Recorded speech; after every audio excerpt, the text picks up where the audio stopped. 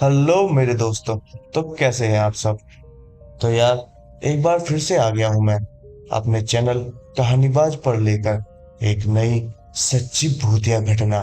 और ये कहानी मेरठ के एक सबसे हॉरर जगह की है जिसका नाम है जीबी ब्लॉक। तो दोस्तों, अगर आप सब लोगों को या किसी को भी मेरी कहानी अच्छी लगती है तो प्लीज मुझे कमेंट करके जरूर बताएं।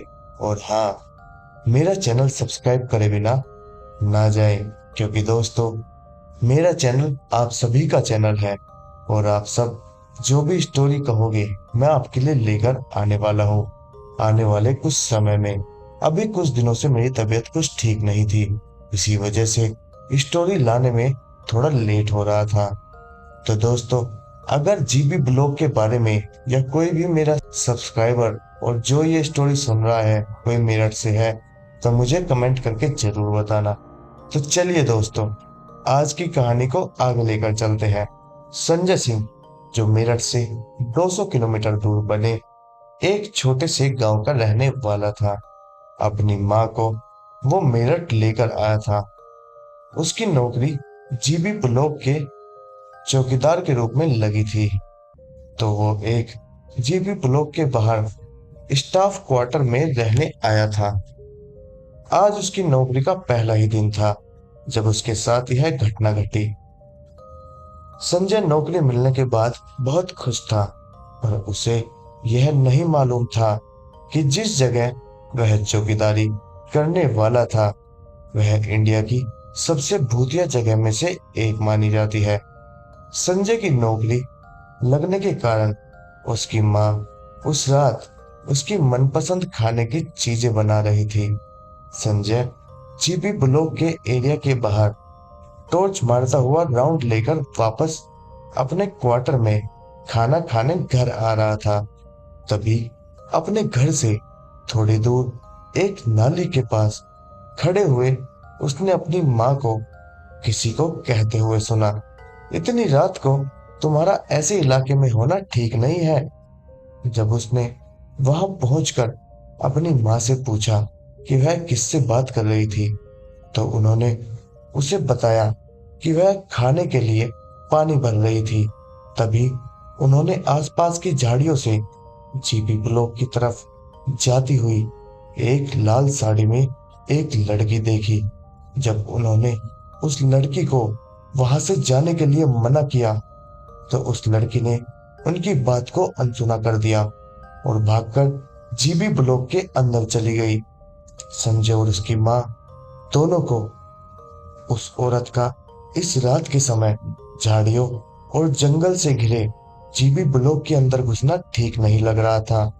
और इसी डर से कि कहीं पहले दिन ही जीबी ब्लॉक में कुछ अनहोनी ना हो जाए, संजय वापस जीबी ब्लॉक के अंदर जाकर उस औरत को ढूंढने लगा। रात के अंधेरे में जंगल और झाड़ियों से घिरे होने के कारण संजय को बस उतना ही दिख रहा था जितना उसकी टॉर्च की रोशनी उसे दिखा पा रही थी। जीबी ब्लॉक का बंगला 3 हिस्सों में बटा हुआ था। दिन में वहां जितनी शांति लगी रहती थी, रात के अंधेरे में वही खामोशी अब और ज्यादा भयानक लग रही थी। संजय ने सोचा कि उसे जीबी ब्लॉक के उन 3 हिस्सों में एक एक करके जाना चाहिए। अपने हाथ में लाठी लिए और टॉर्च के सहारे संजय जब पहले हिस्से में घुसा तो उसके पूरे शरीर में उसको एक रूह चीर देने वाली ठंड महसूस हुई। यह बहुत अजीब था क्योंकि तब गर्मियों का मौसम चल रहा था और बिल्डिंग के अंदर इतनी तेज ठंड का होना बिल्कुल भी नॉर्मल नहीं था। फिर संजय भी हर जगह टॉर्च मारकर देख रहा था पर उसे कोई लड़की दिखाई नहीं दी। पर उसे वहां ढेर सारे बालों के गुच्छे मिले। उसे समझ नहीं आ रहा था कि वह बालों के गुच्छे वहां कहां से आए।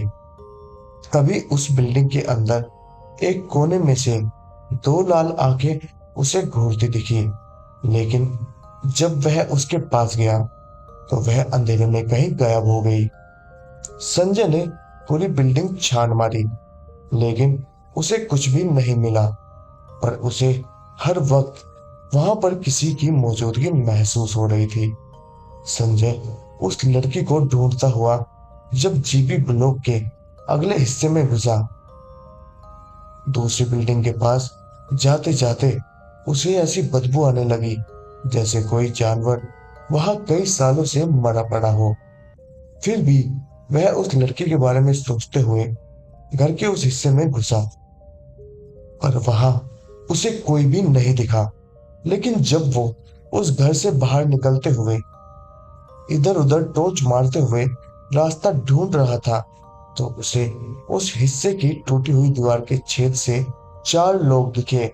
उन्होंने ब्रिटिश ऑफिसर्स की यूनिफॉर्म पहनी हुई थी और वह शराब पीते हुए गप्पे मार रहे थे। उन्हें देखते ही उसने चिल्लाकर उन्हें वहां से जाने को कहा, पर उन चारों ने उसकी बात को जिसे बिल्कुल अनसुना सा कर दिया। संजय को मालूम था कि अक्सर ऐसे शराबी ही पुरानी जगह पर आकर हल्ला करते हैं, तो वह दूसरे हिस्से से भागकर तीसरे हिस्से के उसी फ्लोर पर चला गया जहां पर वह लोग बैठे थे। लेकिन वह जैसे ही वहां पहुंचा, वहां पर उन चारों में से कोई नहीं था।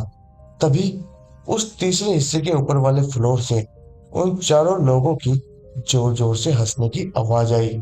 संजय भागकर उस बिल्डिंग के सबसे ऊपर वाले फ्लोर पर गया, जहां उसे वही चार लड़के हंसते हुए मिले। उन चारों लड़कों को वहां देखकर संजय फिर से उन पर चिल्लाया और वह चारों शराब पीते पीते और जोर से हंसने लगे। जब संजय ने कई बार कहने पर भी वह लोग वहां से नहीं गए, तो संजय ने उनमें से एक को अपनी लाठी से मारा, पर वह लाठी उस लड़के के आर पार चली गई और वह चारों लड़के संजय की तरफ मुड़े और संजय ने देखा कि उन चारों के चेहरे पूरी तरह गले हुए हैं और उन चारों की आंखें ही नहीं थी। घबराया हुआ संजय वहां से भागा और वह लड़के बहुत ही डरावने तरीके से हंसने लगे। संजय वहां से भागता हुआ दूसरी तरफ से निकला।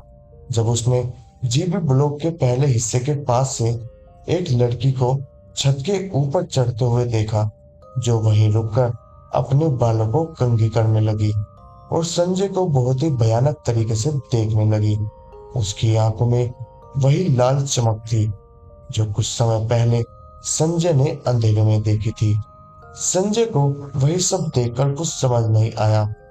वह अपनी जान बचाने के लिए वहां से और तेजी से अपने क्वार्टर की तरफ भागा, लेकिन वह भागते भागते अचानक रुक गया, क्योंकि उसके ठीक सामने एक और औरत खड़ी थी जिसने लाल साड़ी पहनी हुई थी। संजय को लगा कि ये वही लड़की है जिसे संजय की मां ने देखा था। लेकिन जब उसने उस लड़की को पुकारा और जब वो लड़की मुड़ी, तो संजय की रूह कांप उठी। उस औरत का चेहरा बेहद डरावना था। ऐसा लग रहा था कि जैसे वह कोई चुड़ैल हो। संजय को देखते ही उस औरत ने उसे बहुत जोर से धक्का दिया। उसकी वजह से उसका सर पास पड़े पत्थर पर लगा।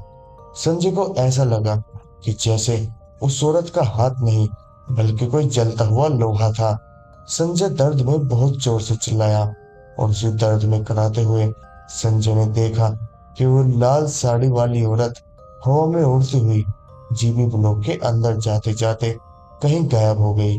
उसकी माँ संजय की चीख सुनकर उसके पास आई, तो संजय बहुत बुरी तरह से डर से कांपता हुआ जीबी ब्लॉक की तरफ देख रहा था। तभी संजय ने अपने कान में एक औरत की आवाज सुनी, जो जीबी ब्लॉक के अंदर से सिर्फ संजय को सुनाई दे रही थी और जो उससे कह रही थी, मैं हमेशा यही रहूंगी और अगर तू और तेरी माँ यहाँ फिर से आए तो तुम दोनों को जान से मार दूंगी। संजय की माँ भी घबराई हुई उसे स्टाफ क्वार्टर के अंदर ले गई। तब उसकी माँ ने देखा कि संजय की छाती पर किसी इंसान के हाथ के निशान है। उस दिन के बाद संजय ने वो नौकरी हमेशा के लिए छोड़ दी। बाद में उसे पता चला कि जीबी ब्लॉक में पहले ब्रिटिश आर्मी की बिल्डिंग्स थी, और वहां पर अक्सर लोगों के साथ ऐसी ही चीजें हुई हैं। कई लोगों को वहां ब्रिटिश आर्मी टाइम के ऑफिसर्स दिखे हैं और कई लोगों को वो लाल साड़ी वाली औरत। और संजय समझ गया था कि उस दिन वह मेरठ के भूत बंगले से बाल बाल बचा। मेरठ के जीबी ब्लॉक के बारे में कई अफवाहें, कई लोग इसे इंडिया का सबसे हॉन्टेड भूत बंगला कहते हैं, तो कई कहते हैं कि यह सब एक झूठ है। हमें कमेंट्स करके जरूर बताइए दोस्तों। जल्दी ही मैं अगली स्टोरी लेकर आने वाला हूँ, और ऐसे ही स्टोरी सुनने के लिए हमारे यूट्यूब चैनल पर बने रहिए। धन्यवाद।